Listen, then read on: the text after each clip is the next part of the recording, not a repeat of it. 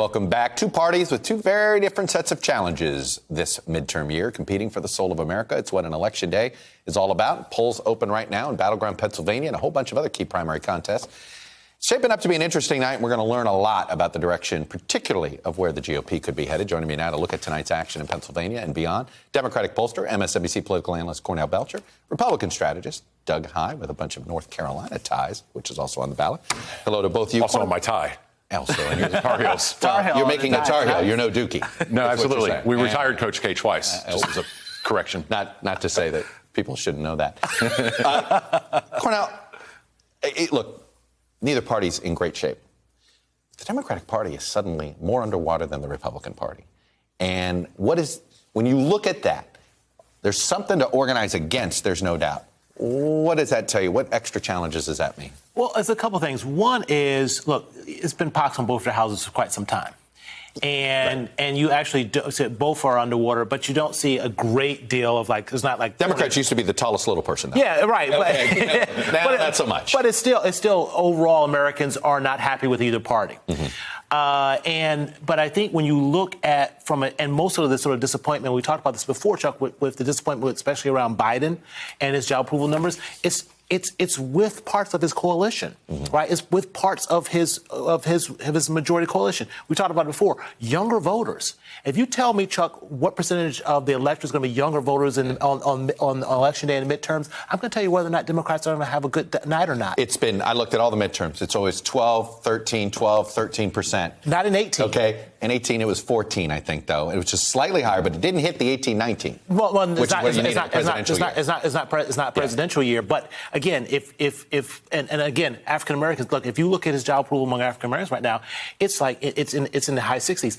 You know, insider stuff. I never had Obama anywhere close to sort of below 70 job approval among African Americans, right? So but below 80, right. So if you look at sort of, and you know this, base energy is the key issue for Republicans for both parties going to midterms.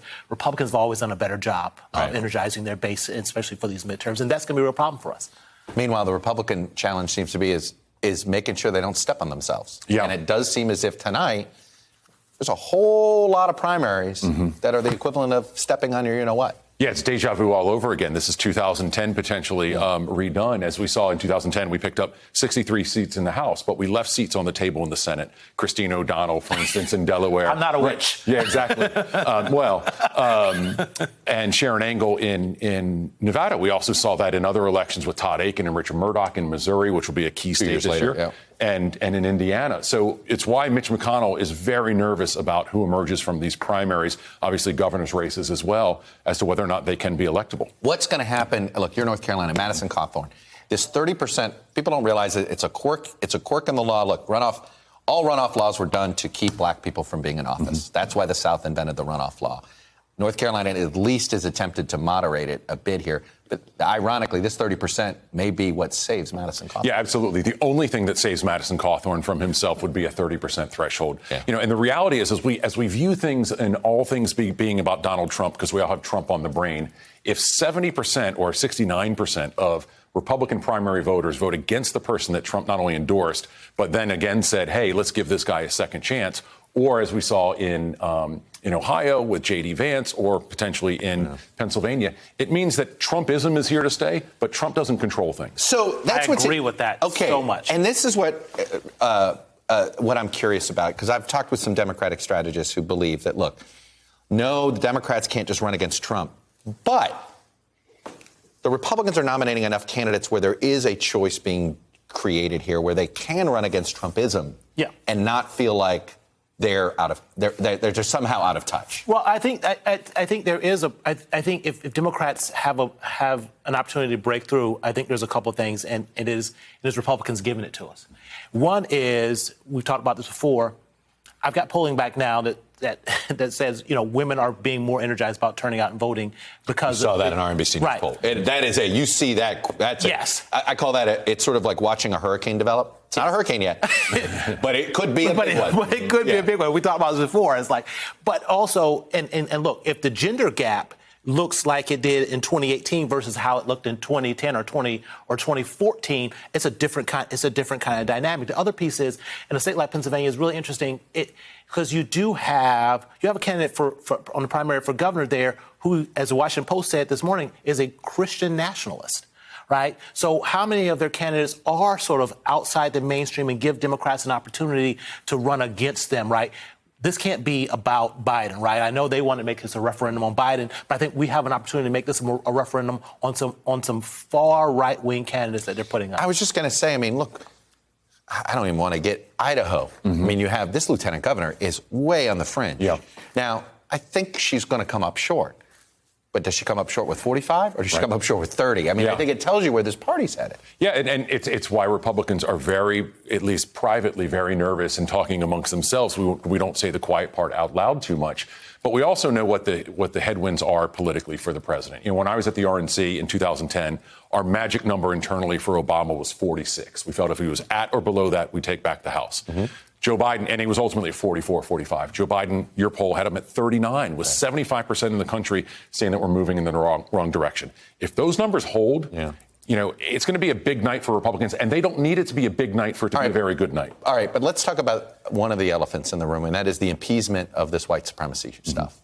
And this, look, it does appear there are a lot of Republicans who don't want to denounce it because they're afraid of turning off the base. Yep. This is a huge virus in the GOP. Yeah, you know, my first job in politics was for Jesse Helms. Then I worked for Michael Steele, first African-American RNC chair. Then for Eric Cantor, highest elected Jewish Republican. So I've seen race in the GOP in every kind of guise. And these are things I thought were dead and buried that have emerged over the last 5 years, 6 years. Who would help have stirred that if we could think of just one person, right? Mm-hmm. Former president. And politicians respond to their voters, good or bad. Mm-hmm. And that this is a growing voice and movement within the party means that, unfortunately, it's not going away anytime soon. And leadership can and should condemn it, but that's not necessarily going to stop anything. And that's what's troubling for me. There aren't clear answers here. Look, I think the president wants to make this part of the national message. Do all Democratic candidates? Well, listen, I tell you this. If a Democrat doesn't want to make bringing all Americans together and stopping the violence part of the national conversation, well, shame on them, because it should be. And look, I agree with Liz Cheney on this. You know, there's too much enabling of this sort of language and sort of rhetoric, and the end result. Too much explaining it away. Right. I mean, I can't tell you how many times. No. This immigration policy isn't racist. It's this, and it's like, right. Go to Ellis Island. Right. They'll show you the posters that look like they could be today on Fox News. No, that's right. But also, sort of long term. And I know we keep talking about this but long term.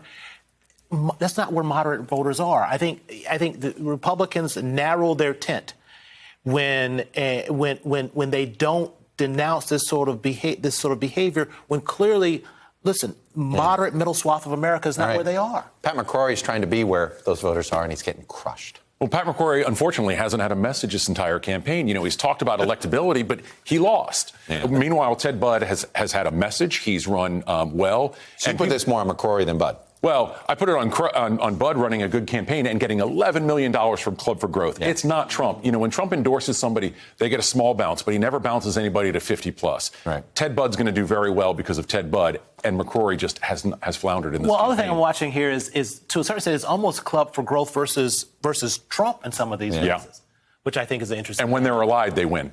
Yeah, well, fair point. All right, guys.